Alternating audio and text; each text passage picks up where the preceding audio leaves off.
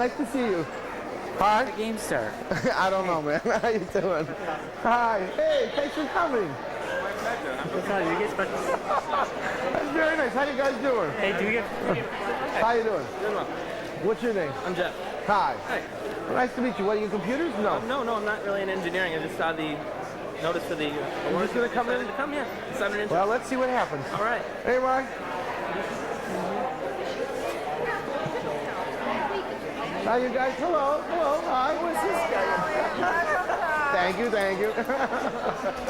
I don't know. Whoa, the whole fuckers here. Hey, you'll think of something to say, I'm sure. It's too late now. As long as you autograph a poster for me later. No problem. She's in the front row. Hi, Vay. Hi, Vay. Hey, how you doing? I think it wasn't he? Don't say better keep it obscure. Keep it obscure. Well, some young lad then. How if I say that? How about Jay Logan? He's over there, Pop. He's over there. Well, so, oh, actually, Knowledge that hey, Carl. How you doing? How you doing? Nice to see you. Thank you. Wow. Wonderful recognition. Can I sit next to you guys for a second? Elliot, of course. Oi, Vay. Oi, Vay. Oi.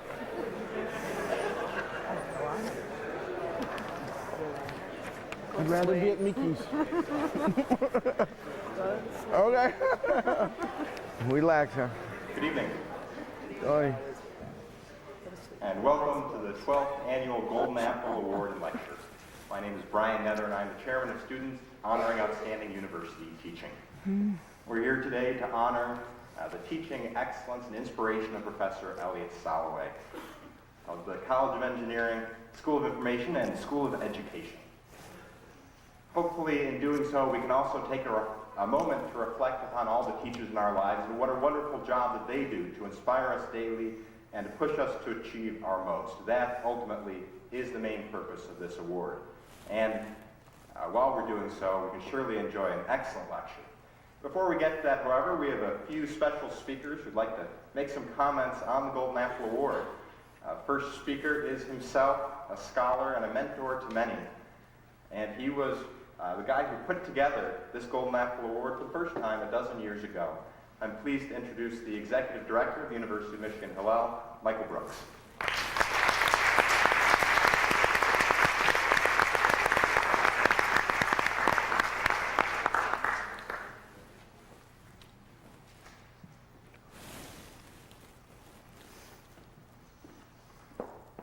12 years doesn't really seem like such a long time at this point in my life. To those of you who are first-year students, 12 years ago you were in the first grade. Impressive how much you've learned in the last 12 years, I would imagine. It is remarkable to me every year that so many people come out for a lecture at 7:30 in the evening, and no one is getting credit. And when you think of the number of lectures that take place on this campus, year after year, the question I always ask is, what happens to all those lecture notes? I mean, there must be mountains of lecture notes. Well, don't throw them away, they're very valuable. In fact, in the 12th century, when this whole enterprise began, there were no books available, so professors were paid to stand at a lectern, a reading stand, and read their notes, most valuable notes, to students who paid for the privilege of copying them down. When you reflect on how much more we pay those people to read their notes, and how much more so many of you pay to copy them, it says a great deal about how far we've come in 800 years as an institution. There was a case, you can check this out on LexisNexis, there was a case some years ago called Columbia versus Jacobson. Jacobson was a student, undergraduate at Columbia University, which I'm sure you've all heard of. He refused to pay his tuition, and the university did what it knew how to do best, they sued. And he represented himself. He was endowed with a great deal of what in French is known as chutzpah. And he, in fact, charged the university was guilty of a breach of contract, that they had promised him wisdom, and all he had to show for his 4 years was a pile of lecture notes. The university attorneys who were well trained and prepared, argued that wisdom is in fact a very elusive quality and that the university really never promised to deliver wisdom. He argued quite persuasively that the facades of most of the buildings in Morningside Heights were in fact adorned with references to Sapientia, Sophia, and he wanted to know why wisdom is not in the curriculum, why it's advertised on the front of every building on campus. I'm sorry to tell you that he lost. The Golden Apple Award reflects the conviction not only of the incredible group of students who put this program together each year, and the sponsoring departments and organizations, and indeed the hundreds of people who nominated many hundreds of people to receive this award, but indeed it represents the conviction, I think, of everyone in this room tonight, that this experience that we call the university is something much more than 4 or more years' worth of lecture notes. And that, in fact, what we are doing here is engaging in what can only be called a grand conversation that takes place not only in the lecture hall, in the classroom, the library, the laboratory, and the recital hall, but as well in the residence halls, on the diag, on the playing field, and wherever we live our lives. And that the pursuit is nothing less than knowledge, understanding, and perhaps someday, if we stay in this conversation long enough throughout our lives, perhaps even wisdom. Elliot Soloway is but one of many people who embody and reflect this conviction. I'm sorry to admit that after all these years of our being on this campus together, Elliot and I only met for the first time last night. We talked for about an hour and a half, and I think it's the beginning of a very long conversation that may go on until we die, maybe even longer than that. I, like many of you, I happen to be fond of people who remind me of myself. And it was quite clear to me, meeting Elliot, that like myself, Elliot today gets paid for doing things that he probably got in trouble for doing in school. He is certainly a worthy heir to the man who really inspired this program himself 1900 years ago, who's mentioned in your program, Rabbi Eliezer ben Hyrcanus. Although Eliezer himself, and what we know about him, might not have been selected for the Golden Apple Award. He was, I'm sorry to report, very conservative politically and religiously. He'd probably be a Republican today, Elliot. Sorry about that. His style was demanding. He was an irascible character. He made lots of enemies. He would get in heated arguments with his colleagues, but it was not personal. They excommunicated him a few years before he died. We don't excommunicate people anymore. We deny them tenure. But in fact, the first year's recipient of this award, some of you know, Drew Weston, was denied tenure just weeks before he received this award. It really was his last lecture. He's at Harvard now. But this is not intended to be Elliot's last lecture. This is really intended to celebrate the teaching that, in fact, we should all try to get our lives in order one day before we die. And of course, not knowing what day that is, we really have to do that every day. The commitment that we are celebrating tonight is not only our great affection and praise for this amazing teacher, but indeed is a celebration of everything that we believe in about what this institution, what this community is supposed to be. I want to note just one minor correction to the program. The person who will be doing the introduction following me is Joseph White. It says president of the University of Michigan. It was pointed out to me after this went to press that it's not entirely correct. He is the interim president of the University of Michigan. But perhaps we should acknowledge, in the spirit of Rabbi Eliezer ben Hyrcanus and this award, that however long that status may last, and some of us wouldn't mind if it lasted quite a long time, every president at the University of Michigan is an interim president. Every faculty member is an interim faculty member, and every student is an interim student. This conversation began long before we got here, and it will go on long after we are gone. Let us enjoy every minute of it and celebrate it together while we can. Got it.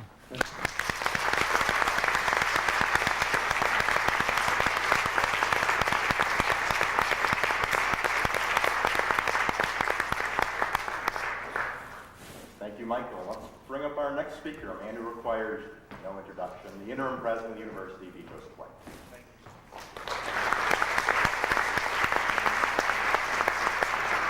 Thank you. Good evening.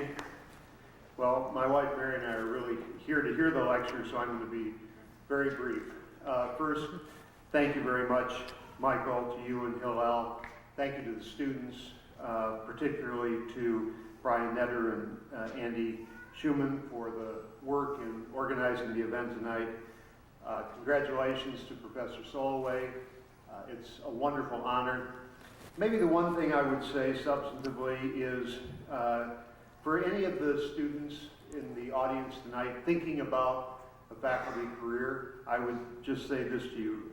A mentor told me many years ago that great faculty members are simply great students who are so interested in and excited by and on fire about their subject that they want to spend their entire lives studying their subject, contributing to their subject area, and perhaps most important, sharing their excitement, their interest, their knowledge with others. And I think that's a marvelous calling, and I think if you have any instincts in the direction of studying your subject for a lifetime and sharing it with others, I hope you'll go for it. I look forward to the lecture. Thank you.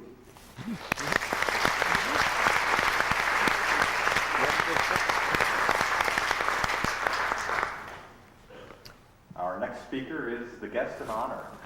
Professor Elliot Soloway got his bachelor's degree in, of all fields, philosophy, and of all places, at Ohio State University. It's okay, it's okay. I still root for Michigan. He wisened up somewhat and changed his field over to computer science and got his PhD at the University of Massachusetts Amherst, and then took a faculty job at Yale University. And he moved on over to the University of Michigan, back in 1988. And he is currently a professor in the Department of Electrical Engineering and Computer Science, along with appointments in the School of Education and the School of Information. About 4 years ago, he founded the Center on Highly Interactive Computing and Education.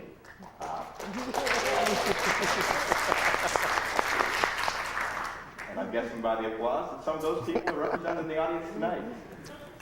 But of course, we're all here to hear what he has to say to us and not have me talk about him. So without further ado, let's hear the ideal last lecture of Professor Elliot Soloway.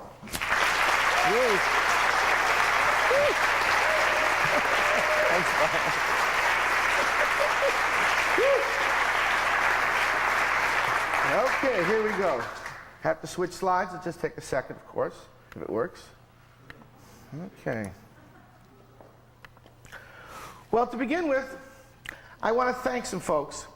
I tend to do things a little differently, and that has caused some tension sometimes, and with some other people. And when that happens, you sort of need people around to sort of say, it's okay, it's okay. And first and foremost, I want to thank my wife, Judy Musket, and my daughter and my son, Danny and Emma. They're there for me. They're saying, go, keep going, you're doing okay. And you need it sometimes. You really do need it sometimes. And you need the family and friends. Our mishpacha, our extended families out here, it's actually wonderful to see it.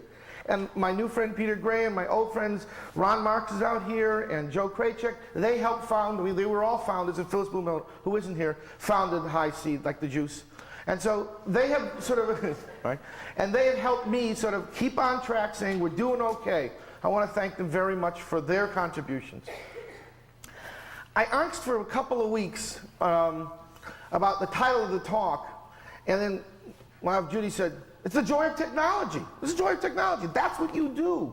Oh, really? Oh, yeah. I mean, you give out computers, you talk to people. I said, okay, it's the joy of technology. And when you see, the pictures of these kids, they're into it. They're absolutely into it. And so, okay, it's the joy, but it's also this. For those of you who are of the Mac religion, you'll see the screen on the right as something that you dread, and on the left, that's the PC religion, and everybody knows about flat tires. And what's interesting about the technology is when you see that screen. I mean, we of the bifocal generation, we take it personal. Oh my God, we broke the computer. I know I didn't break the computer. I know about it, but I still take it personal. My daughter, the kids of that generation, they just reboot. I mean, it's not a big deal. And I think that's really a difference. We still don't get it quite yet. But by and large, it still is the joy of technology. And so what I'd like to talk about is sort of the difference between the techies and the non-techies. Right? And then talk a little bit about teaching and education and learning, because that's what I do with the technology. And I'll start with pedagogy. I have learned that from Ron and Joe. You gotta start with the pedagogy. I like to give some examples of how the technology works and doesn't work in education. I'd like to then talk a little bit about the impact that the technology has had on K-12 education. Talk about the future, about this new disruptive technology called palm computers, and then I'll stop. But first I'm going to have a little water, and I don't remember what I did with my palm computer. Oh well, I'll make it appear. Well, it is joy. The programmers, the techies among you, they'll know this. And I'd like to talk a little bit about what we do and why it works for us. Well, there's a book published right after World War II called The Two Cultures, where C.P. Snow, who was a professor of physics by day at Cambridge University in England, and by night was a writer, and he hanged out with the literati. And he wrote this book, and I'm going to paraphrase it basically. He said, humanists are depressives, and the techies are optimists. The techies see the glass as half full, and the humanists see the glass as half empty. Now, I don't get personal here, but there's some truth to that. I mean, I just, yeah, sure, I'm optimistic. It's half full.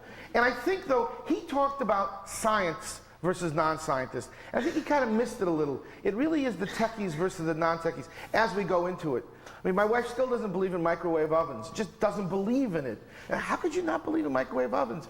It doesn't feel comfortable. The technology isn't there. And people, I mean, typically, techies marry non-techies or significant others. Because, I bounce around with a new little latest gadget. My wife looks at me like, what are you doing? What's the big deal? And actually, it's very valuable because it's sort of feedback like, maybe it isn't a big deal. But I love it. It's really great. So there is this tension between the techies and the non-techies. But what we techies do, let me read you a quote from Fred Brooks, who wrote the Mythical Man Month and talked about technology. And it really gets, this is a long quote, but it gets at the essence of why we do what we do. And we get paid for it too. Why is programming fun? First is the sheer joy of making things. As the child delights in his mud pie, so the adult enjoys building things, especially things of his own design. I think this delight must be an image of God's delight in making things, a delight shown in the distinctness and newness of each leaf and each snowflake. Finally, the programmer, like the poet, works only slightly removed from pure thought stuff. That is what we do. If you're not part of this world, you sort of don't know. But we do enjoy it absolutely immensely. And we can go at it 24, 48 hours, just pizza and jolt, and we're fine. Right? You just keep going at it. And it is absolutely wonderful. So what our president said, it's true. We just get into it, and we love the technology. But there's a price. So what is the technology? And so let's talk about it. Is the technology gadgets? And these are some really very cool gadgets. The Clie, which is a wonderful palm device. The new Mac, you can decide whether you like it or not. And these other kinds of gadgets. Is technology gadgets? My son Danny said, I get smaller and smaller black boxes that don't work. And it's true, I buy one of everything at least. And most of them don't work because it's just not quite right, it doesn't work yet. But nonetheless, is it about gadgets? Well, yeah, because we get off on it. But no, it's not quite. It's more like these books. The Joys of Cooking, The Joys of Yiddish, Joys of Sex. It's about process.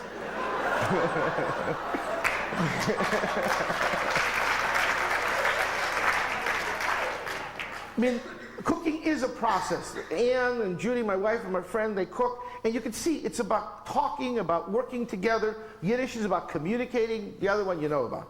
So it's about process. Technology equals process. It's not about the gadgets. And it's really hard to convince folks of that. Because the moment a teacher or the school or the administrator says, oh, we're going to get technology, the first thing they think about is the gadget. It's not about gadgets. It's about changing the process. It's about a new way of doing things. The automobile is a gadget. It changed how you do things.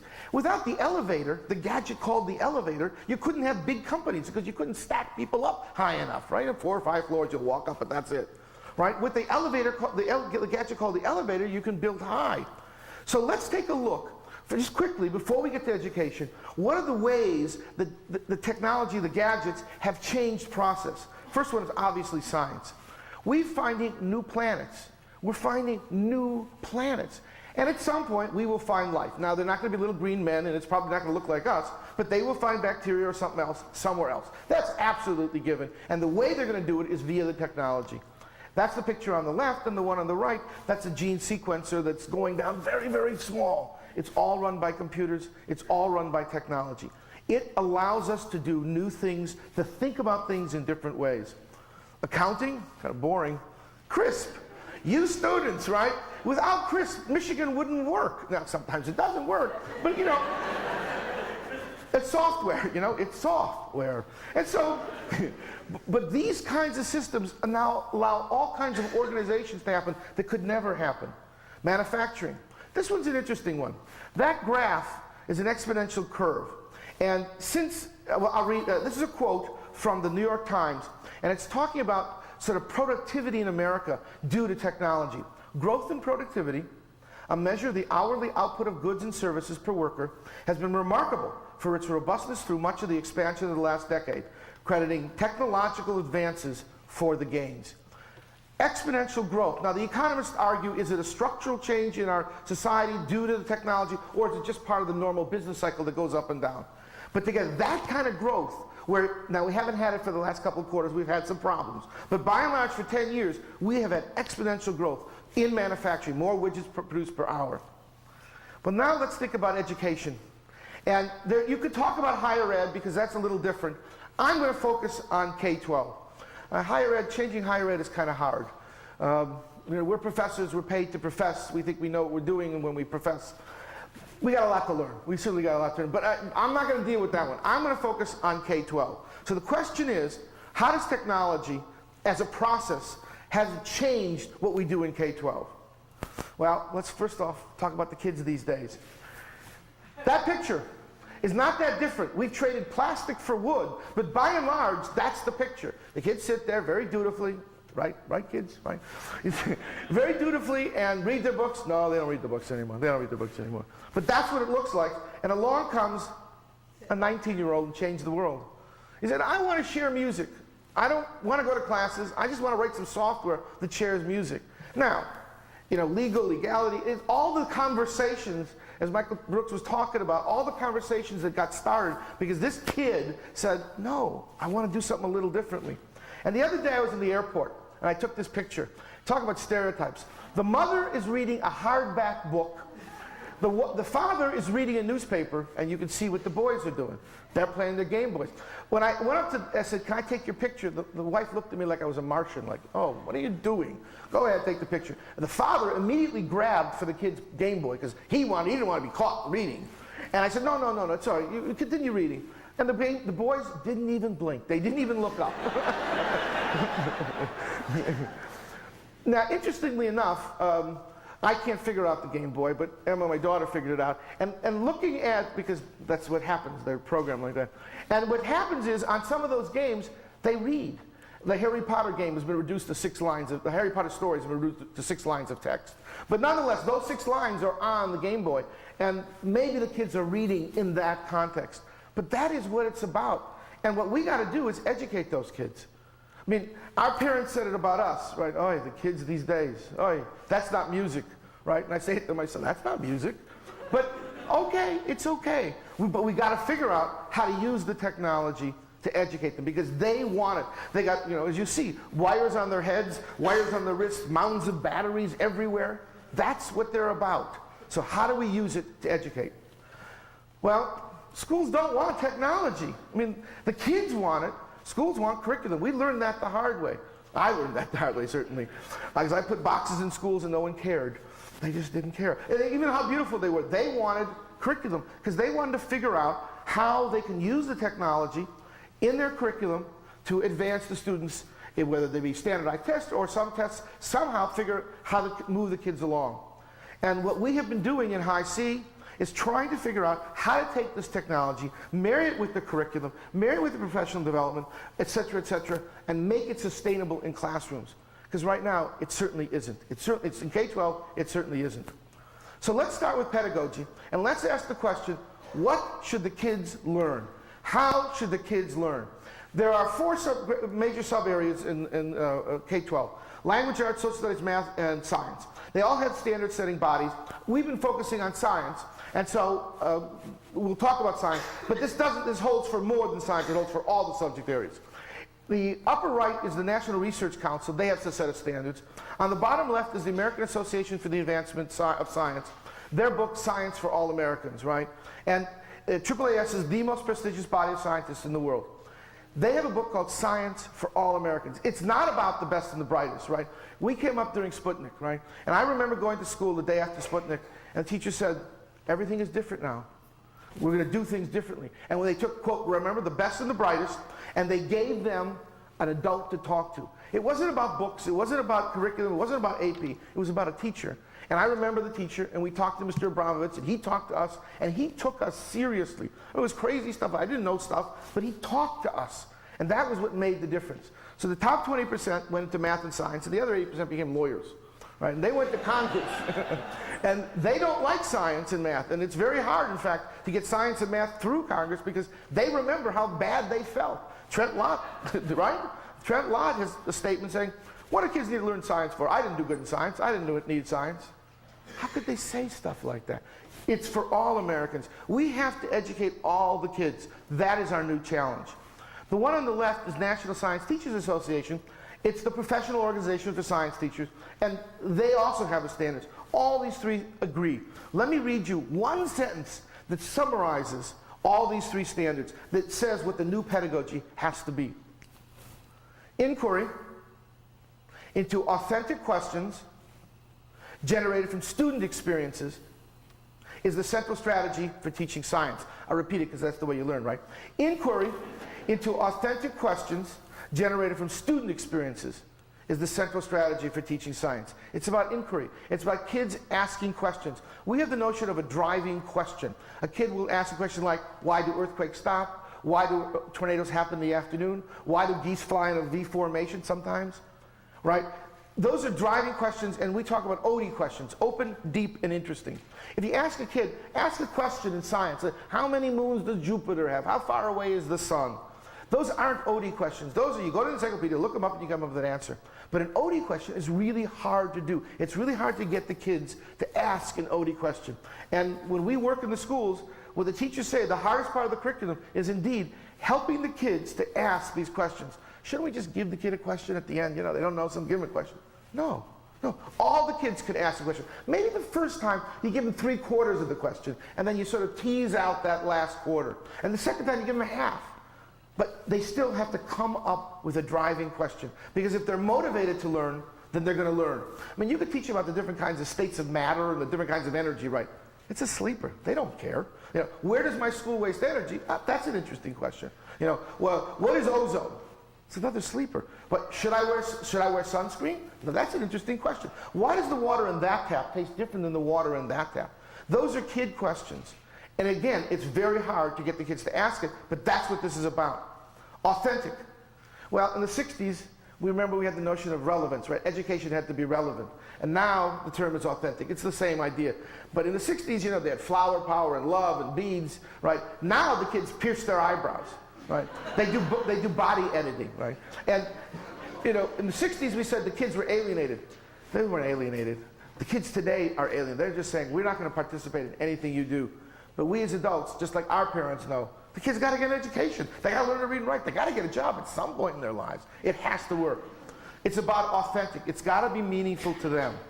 And that's what this quote's about. If we take this quote seriously, what goes on in the classroom profoundly changes. It isn't about the lecture. It's more about the dialogue. It's about conversations that take place in the classroom. It's really hard to do. You go to a 6th grade classroom at 11:30 right before lunch, and you got 30 6th graders bouncing off the walls. Hard to have a conversation with them. But indeed, it can be done. All the kids can do this. So, given this pedagogy, I'm focusing on this because, again, we got to start with what we want to do. How does the technology relate to this? Well, what's the role of technology? New opportunities to change the process and address age-old educational issues. Kids got to learn to read and write. Kids got to learn to read and write. Kids got to learn to read and write. And all the data says the following. When kids publish what they write on the internet, kids write more, kids write better. The question is why? Well, they have an audience. They care about what they're doing, and they put some energy into it before they publish. Now, it's not just about, throw up a web page on the internet. No, no, no. It's about kids, about teachers taking the role and helping the kids figure out how to critique each other's work. For example, you ask one kid to read another work and say, what do you think? And the kid will say, that sucks. Well, that's not very helpful. Besides, it's disrespectful. So we have to teach the kids how to critique each other's writing. And when you do the writing and the revisions and the writing and the revisions, posting, it does work. Kids write more, kids write better. Now, you couldn't do it with pencil and paper. What are you going to do, make 30 copies of everything and hand it around? No, it won't work. The only way to deal with this is with using publishing on the internet with technology. So, I want to talk about some more examples, good and bad. I was going to actually start with a bad example right now. Okay, here we go. Another, bad example. There's a report published by the Software and Information Industry Association, Education Anywhere, How the Internet Changes Education. I figured I got to read this because this is my business. I got to know how it's changing. So I read it, and I read it. But I learned by examples. So I looked to the left where it says case studies. And I said, I can see some examples of how the internet is going to change education. So I looked on the left, and it said net schools. Well, I know net schools. They make a laptop that could double as third base. I mean, they make a rock-solid computer. There's no hard drive. That's why they can do that. But when you open it up, it goes on the internet because it's got radio and you can go wireless communication. It's actually a wonderful set of machines. It's a bit pricey, so most schools can't afford it. But so I said, I know that one. I'm not going to go there. I'm going to go to Brainium.com. It's a funny name. I'm not quite sure what it means. But let me go to Brainium.com to see how the internet changed education. So let's go there. That's the first image I got. What the hell is this? It's a TV. It's a TV set with a dog? I mean, I said to myself, big trouble, big trouble. But I said, patience, my strong suit. Patience, patience. Look around and see what else they got there. So I clicked and I got earthquakes and volcanoes. Some changes on the Earth's surface are spectacular. Hot, fiery stuff erupts out of a mountaintop. That's called a textbook. It's purple, but it's a textbook. Then I clicked again, and I got this. Now, where you see the purple on the map, that's where the plate tectonics come together, so there's volcanic activity. And on the internet, the purple pulsated. That's a simulation? That's nothing. I clicked one more time, and I got a worksheet. And then I said, baloney. I said, that can't be what the internet is about. Because if that's what the internet's about, we're busting our chops for a whole lot of nothing. We're not going to beat textbooks. They figure $25 per kid per year amortized over the 6 years. That's what it costs. We're not going to beat textbooks. There's got to be something more. What could be more? Well, now we'll show you some positive examples. But the point is, from the teachers and the administrators, superintendents, whatever point of view, they don't know the good, and sometimes the good from the bad. They just get barraged with this stuff. Now, I'm sure Brainium.com, they're not bad people. They're good people. They're trying their best. The best is not so good, but they're trying. And what we need to do is make sure that the good examples somehow come to the fore, and that's what the schools spend their money on. Well, let me tell you about a little bit what I, Ron, Joe, and Phyllis, and Barry, and lots of folks out here do. We are involved in a center within our center called the Center for Learning Technologies in Urban Schools, LETUS. Kind of benign, it's okay, LETUS. And we have 3 goals. Science. All kids can learn serious, substantive science. It's not about, on the transcript and the kids will have general science. The subtitle is Science for Thugs. No, that's not what this is about. It's not general science. This is real science. All the kids can learn. Second, pedagogy, about asking questions. And at some level, it's John Dewey talked about you learn through direct experience. It's about having a kid take a thermometer and put it in the stream, pull it out, look at the temperature. Why don't you put that thermometer back in? Put the thermometer back in, take it out, and look at it. It's a different temperature. You watch their eyes just go boom. Like, wait a minute, I put it in the same water. Did you? Is it the same water? What? And put it in again. And they go over the 3rd temperature. Now, after that direct experience and the reflection on the direct experience, they come to realize that when the weatherman says it's 48 degrees outside, what's 48? Is it 48 at my house? I mean, where did 48 come from? It's this direct experience of what it feels like to do that thermometer, that temperature. That's what this is about. And it's about long term, about working the thermometer and working and understanding that what goes on in the stream. It's a long-term project. Third thing, technology. We believe in learner-centered, pervasive use of technology. Every kid's got to have a computer they use all day long. How could that be? That can't work. Can't afford that. Well, when you say that, then indeed it won't happen. It won't happen. But if you have that as a goal, and you say, well, where am I? Well, then you move towards it. I mean, again, my daughter was in a school that's near here.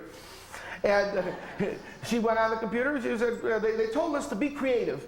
And so she went to the Levi's website and the Gap website. You know, it was fun, but you know, she didn't have a question. She was just out there. And that's not what this is about. It's about integrating the technology with the curriculum where there's some meaningful activity. That's what it's about. And where the kids use the technology, much like we as professionals use the technology all the time. Well, we now have some theories, and I want to tell you a little bit of theory of how we design our software to get it to be learner-centered. And there's other theories of how we design the curriculum, but I'm going to again focus on the technology and tell you a little bit about history of how the technology came to be. Let's start with 1950 as the beginning of computers. And let's measure the power of a computer in terms of Zorch units. How much Zorch does a machine have? In the early days, it had very, very little. It was expensive, we were cheap. So we bent to the computer. We remembered, some of you remember, JCL and cards and slash, comma, comma, semicolons. We memorized these absolutely archaic and arbitrary things. We were good at that. That was the kind of interface that was for computers. 1975, roughly, the microprocessor happened. And what happened was interesting, that now the power of the computer, the Zorch of the computer, could do two things. It could do the task, let's say run payroll, and it could have an interface that the user could interact with.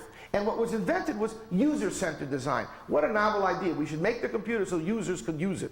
People could use it. That's a good idea. I think we should do that. But see, the point is, in the early days, it didn't have enough Zorch to do that. All it could do was the task. Finally, it could do two things, the task and the interface. Well, now, we have so much Zorch, we have so much power, Pentium 4s, G4, if there's going to be a G5, there's all kinds of power. We now can design interfaces in a fundamentally different way. We can do learner-centered design. Learners are not just short users, right? Learners have different needs. They grow, they have motivation issues, they have diversity issues. How come the kids start with Microsoft Word on day one of the semester? They go through 180 days, and at the end of the semester, Microsoft Word is exactly the same, but they're different.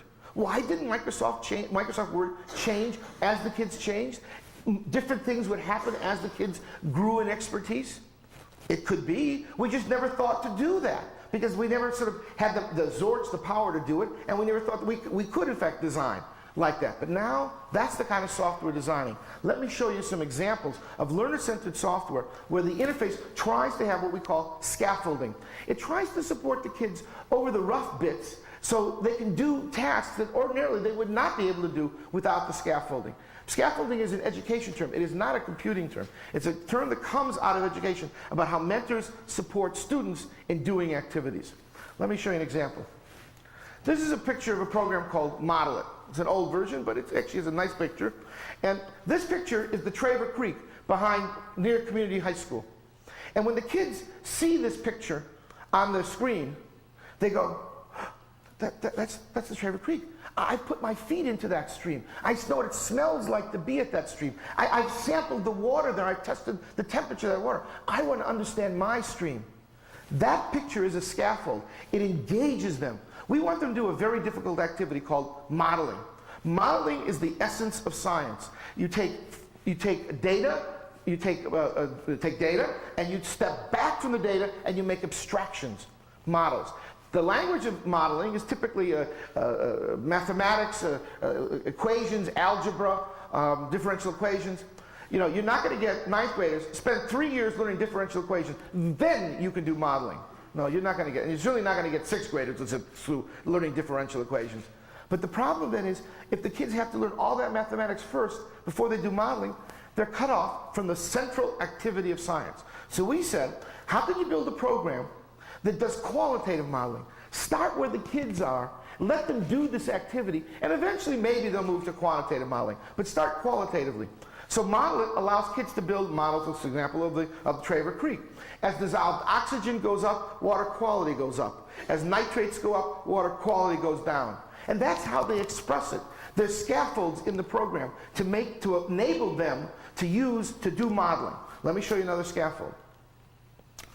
One of the hard bits in modeling is saying how this relates to that. As I just said, nitrates go up, et cetera, et cetera. Well, this is the scaffold that we use in this particular version. It says, read it across at the top. Stream nitrates affects stream water quality. Well, those are pull-down menus. So you can say stream something does something to something else. Look to the left. It says, as stream nitrates increases, stream water quality increases or decreases by how much? Lower or, et cetera, et cetera. Kids can create an English sentence. Underneath is a differential equation. But we don't have to tell them that right away. They can be able to create an English sentence. Notice on the right, there's a graph. The graph changes as the English sentence changes. Initially, the kids don't necessarily understand what that graph is about. But by the third time they use it, they get a sense that what the words mean and what the graph is linked. That's called another scaffold. That's called multiple linked representations. That's another way to help kids understand what they're doing. Finally, I'm going to skip a million steps, but kids build a model. This was built by 2 ninth grade girls in 5 15-minute periods. It's a fairly complex model. I'm not here, please. This is a fairly complex model. 2 kids just built it. And there's feedback loops, and I'm sure there's something wrong in there too. But part of the point is the discussion then that ensues around the model. Well, that was ninth grade. Can we go down lower? And I show pictures because I want to remind you, these kids are really short. I mean, they really are young, right? And can they build models? And we get it all the time. Those kids can't build models. It's an ageist comment. It's a racist comment. Those kids can build plenty of models. Let me show you. This is a model. They're going to build a model of weather, how the weather affects me. And this is a picture outside one of the schools that we work in. It's kind of bleak, but okay, so be it. And these are models. They're a little simpler. I mean, these are 7th graders, so it's not going to be as complicated. I'm going to show you a little video clip, a digital video clip, of one young lady talking about her model. Don't focus so much on the content quite. Focus more on the affect, how she carries herself, how she represents herself, how confident she feels in talking about the model that she built. Okay? There's going to be a little prologue where there's a speaker going to introduce some stuff, then she comes on. So sort of focus for a second, and then you'll see the young lady. Maybe. Okay? Sound. There's no sound. It worked before. He's trying to fix it. Okay. Ron, no sound. Okay. We'll stop. It's okay. We'll come back. We get sound now? We're just like we left it, huh? Oh, well. That's okay. No problem. It's amazing, isn't it? Okay, never happened to any of you guys. All right, let me continue on. Let's talk about the internet. And Family PC for $1.99 proclaimed it's a brand new web. How many of you listen to the radio stations on the internet? A whole bunch, right? Right. That's what this was talking about. It's pretty amazing. Listen to the radio on the internet. The kinds of things that it's out there is amazing. And then along came, it's okay, really, it's okay. Along came the Fortune issue. It says, the future of the internet. Everything is about to change again. Change again? We want change again? We feel comfortable with change. Schools do not feel comfortable with change. Did you ever see 2 guys that look like that, by the way? And then there's Business Week, a couple months ago, said, rethinking the internet. Yet again. Schools have 3 to 5 year curriculum cycles. Internet changes weekly. It can't work. There's a tremendous amount of tension between what the technology does and what goes on in schools. And we have to figure out how to make that a little better. Let me tell you what we're doing. Well, let me tell you a little about the internet. There's a guy named Diderot, right, in the 1700s. And he understood human nature. He understood that we're fundamentally lazy people in the following sense. He said, you're having a dinner time conversation with your family, right? A question comes up. And you know that there's a book downstairs that's going to have the answer to your question. Are you going to get up, go downstairs, get the book and answer the question? No. You're just going to guess. You say, that's what the book says. You're not going to get up. And he understood it. It's sort of like my son, wherever he takes a carton of milk, wherever the arm goes down, the carton of milk goes down. If it's on the edge of the table, it's on the edge of the table. If it's in the middle of the table, it's in the middle of the table. His universe is defined by his wingspan. And if it's not ready to hand, if it's not within this, it's irrelevant. And if you think about schools, that's true about schools. Classrooms, if it's not in the classroom, it's absolutely irrelevant. Teachers cannot go out and worry about everything else. They can worry about their wingspan.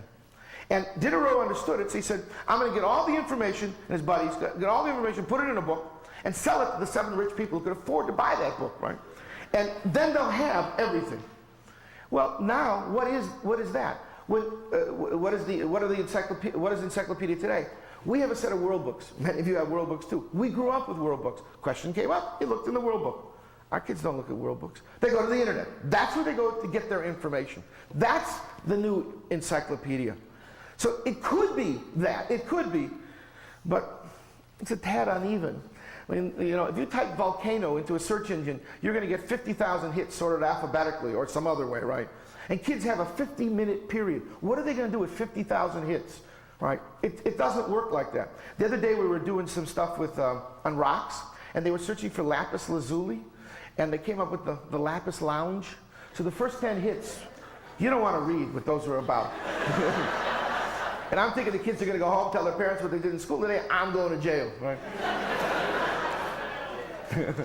If you search on the word storm front, one word, you think you get weather? No, it's Nazis. It's the American Nazi Party. You got swastikas, you get the hate quote of the week. No. It's not right. We're not there yet. So how do we take this immature technology and make it work? Well, new technology imitates old technology when it starts. When they invented when engineers invented the motion picture camera, we took pictures of theater onto the camera because there was some activity. Hollywood came along and said, no, you got it wrong. You can tell a new kind of story with motion pictures. They invented movies. It takes engineers to invent the technology, motion pictures. It takes Hollywood to invent movies, right? And we engineers, we will take a book and we'll put it on a CD-ROM. Why? Well, because you can do that. Right? I don't know what you do with it, but you can do that. Because that's not our job. Our job is to make that technology, right? But what do you do with it?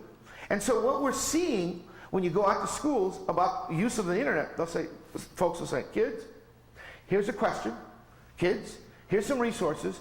Go to those resources to answer that question. We've seen that movie before. It's called Questions at the End of the Chapter. Yes, no, yes, no, right. You pattern match. You look for the question, you look for the stuff, and you try and find it as fast as you possibly can. And, the kids don't know that we know, because that's what we used to do, right? And it's okay. If that's where teachers are, if that's where schools are, you got to start where they are. But again, if that's what the internet's about, it's a vehicle to deliver an electronic textbook so you can have questions and answers. We're busting our chops for a whole lot of nothing. Again, we're not going to beat the textbook. What our curriculum, what High C has been trying to do is say, look, have the kids ask the questions. And when the kids ask the questions, then they will be much more motivated to go after that kind of information. They're interested, they're engaged. Now, again, we have to have a tool that's scaffolded to help them do it, because 50,000 hits won't work. Let me show you a tool. It's called Artemis, the Artemis Digital Library. Artemis was goddess of the hunt. Turns out she was also a man-hater, but we didn't find that out till too late. It's okay. It's okay. If you type in Schumacher-Levy, because I like comments and things like that, into the search, right in the middle, and you say go, you get a bunch of hits, 10, 12 hits, not 50,000 hits. We put those hits in there. Those are websites that our librarians have found. We got about 5,000 registered sites in our digital library. We know they're good. Our librarians have written summaries of those sites. Those are good sites. When the kids, and basically, you start with a few sites. Notice, look on the left, there's the driving question folder.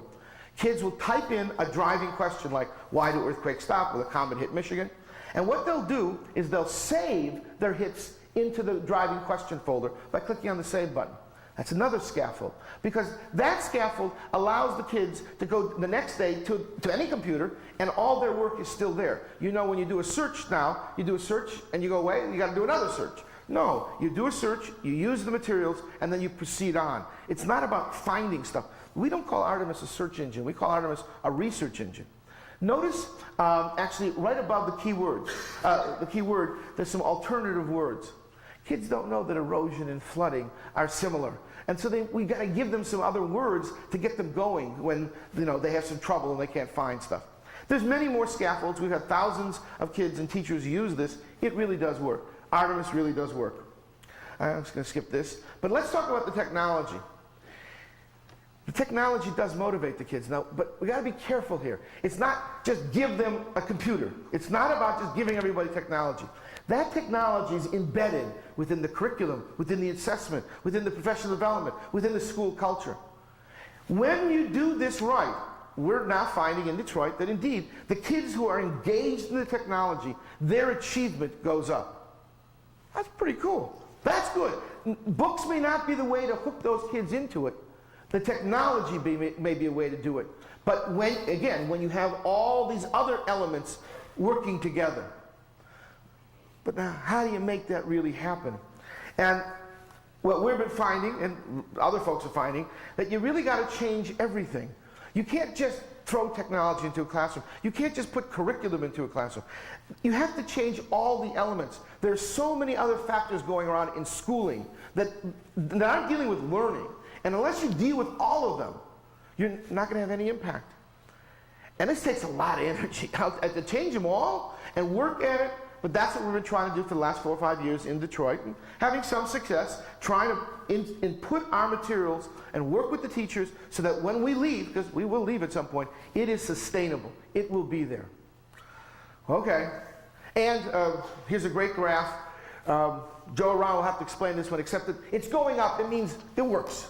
The kids are learning stuff. We do pre-test, we do post-test, and it's going up. So it works. But it also says, and it's about percentiles. They've explained it to me 10 times, and I just can't get it. But it's about, what it is also is that the teachers who work with us for more than 1 year, 2 years, 3 years, their kids really do benefit. They actually get the benefit of all this curriculum, technology, professional development. It takes 3 to 5 years for teachers to sort of internalize what the curriculum is and make something of it. 1 year, 2 years, it's too quick. It takes time. Okay, now. This one's a hard slide. I've been working with computers for, I don't know, kids 20 years. And I got to ask the question, so what has the impact of computers been on K-12? And the answer is, by and large, zero. It hasn't had an impact. If you go into schools and you look and you say, so what's different now because of computers?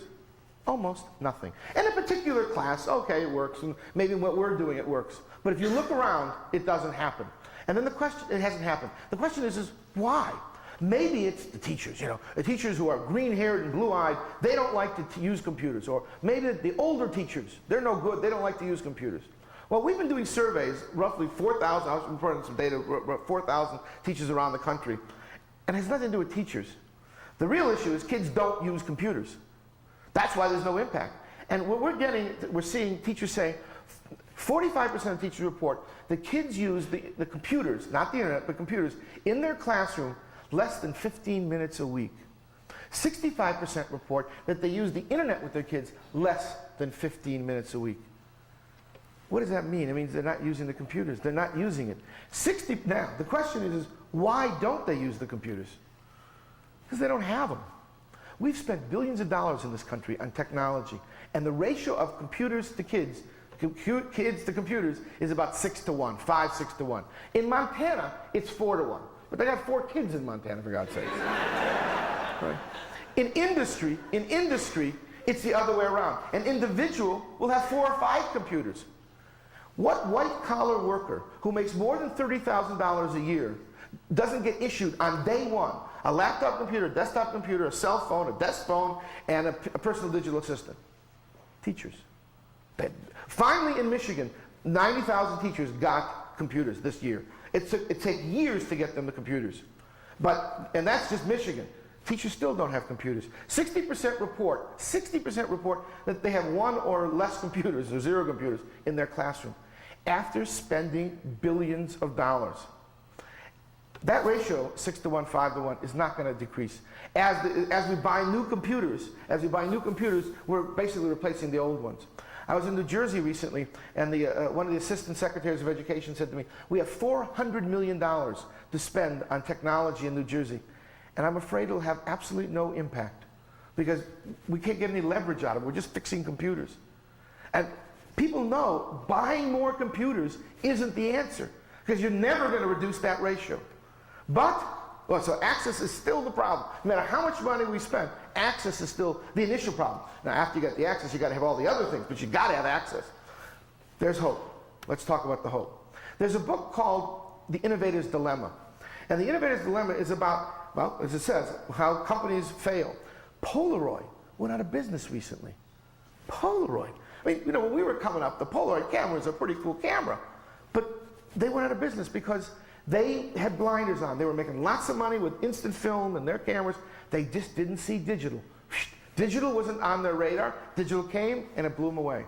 The hottest selling car is that combo car, the electric car by Toyota. Because people will pay a premium. They want the electric car. But, General Motors and those guys, that's noise. The amount of cars that they're selling like that is noise. But it could be a very disruptive technology. 3 years ago, the internet was nothing.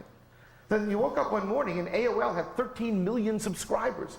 It was a disruptive technology. The Palm computers, if I can find mine, the Palm computers, they're a disruptive technology. They're going to change things because we're not sort of paying a whole lot of attention to it. It's just going to sort of come on in. Let's talk about what you can do if you have curriculum and if you have software in education with the Palms. Well, first, because it's ready at hand, what we're seeing, one of the graduates, Mike Curtis, out there, Mike Curtis, is working with lots of different students in different schools. And what he's seeing is kids take notes on their handheld computers, and come time for the test, they actually look back at their notes and prepare for the test. As opposed to writing their notes on a piece of paper, putting it in the binder, come time for the test, who can find the piece of paper? Who knows where those notes are? What he's also seeing, right, is kids writing and rewriting and revising, kids sharing pieces of documents, kids cutting and pasting, because everything is in one place. Cooties. Cooties is a program that we have for 8th grade where the kids beam to each other and they learn how diseases are spread. So you get 6 kids. You each give them a Palm, and each Palm computer, one of them is infected with the disease. And what they'll do is they'll beam either a germ-laden or a germ-free message to each of the Palms. And so the 6 kids will, you beam to you, beam to me, beam to you, and then eventually their Palm will go beep, beep, beep, beep, and it'll be sick.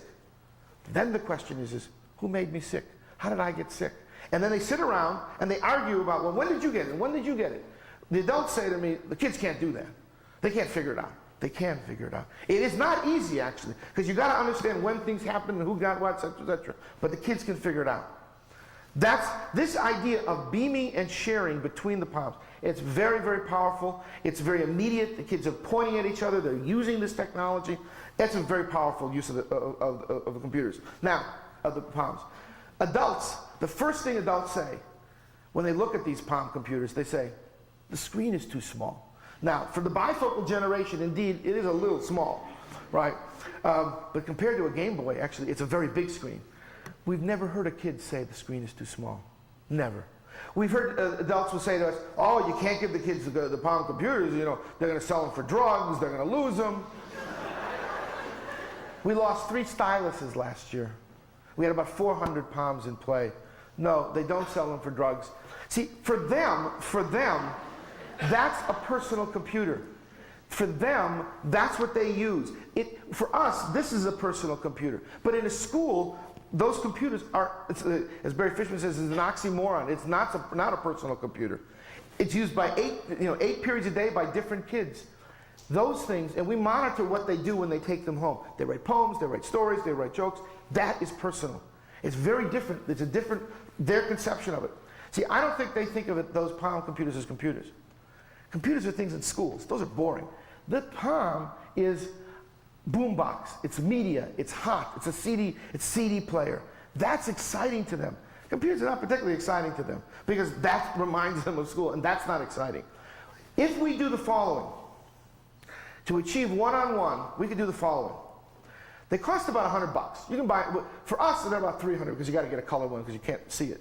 But for the kids, you can buy them for about $100. 50 million American school kids times $1,000 for a computer, that's too big a number. 50 million times 100, tomorrow. Congress could say tomorrow, it's done. And then they'd issue these Palm computers. Now again, we got to have the software, the curriculum, all that stuff. But it would be amazing.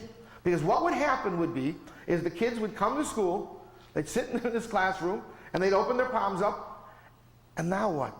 The schools have a choice. They could either ban the palms, or they could embrace them. As it turns out, a school in Ann Arbor banned the palms. One young lad downloaded a remote control program that turned the TV set on and off. And so,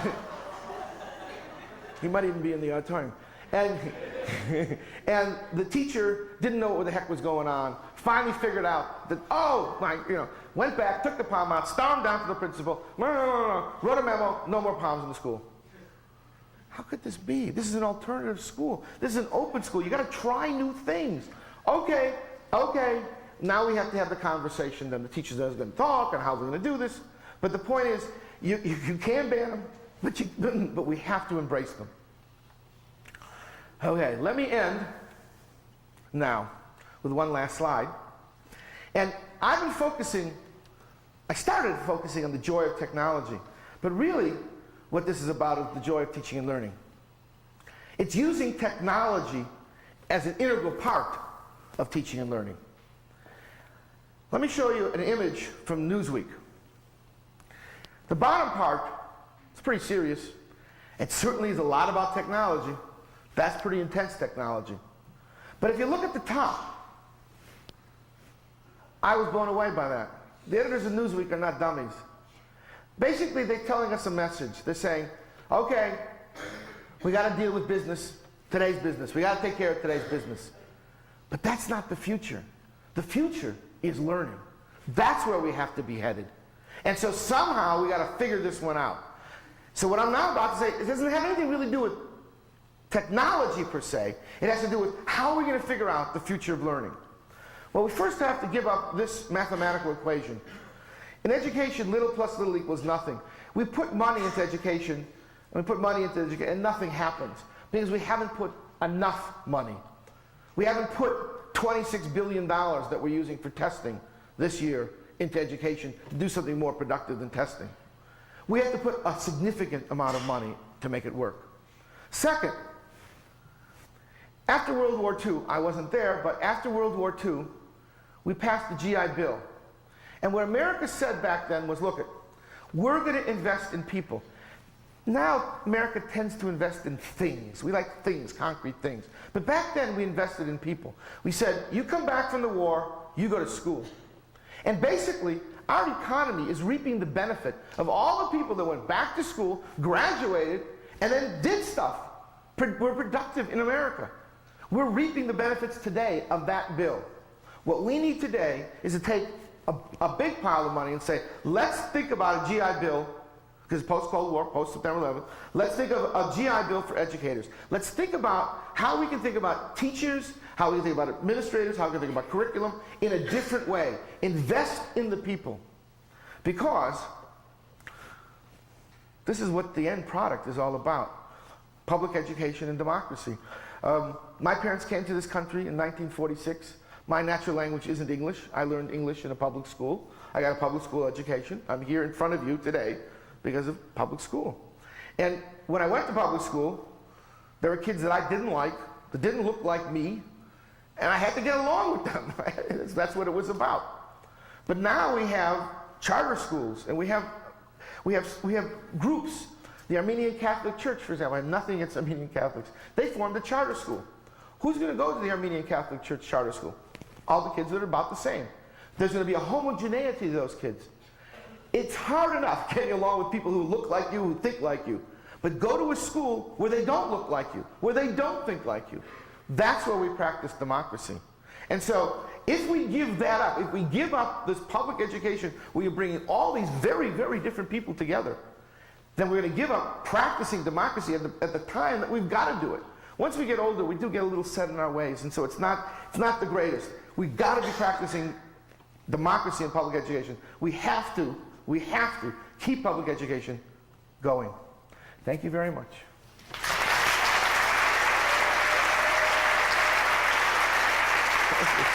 Thank you. Wow.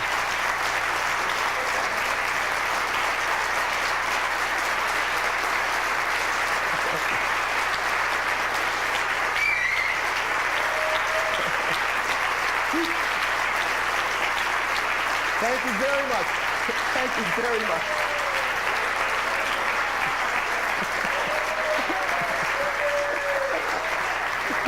Thanks. Brian, it's your turn.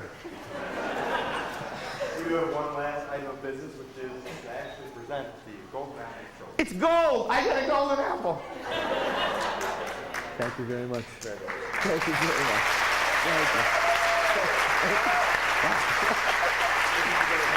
Right, thanks. Thank you. There's a reception. Brian, tell them about the reception. Yeah. There is a reception. I don't know if it's quite set up yet, but over in the Hussey room in the league. Thank you.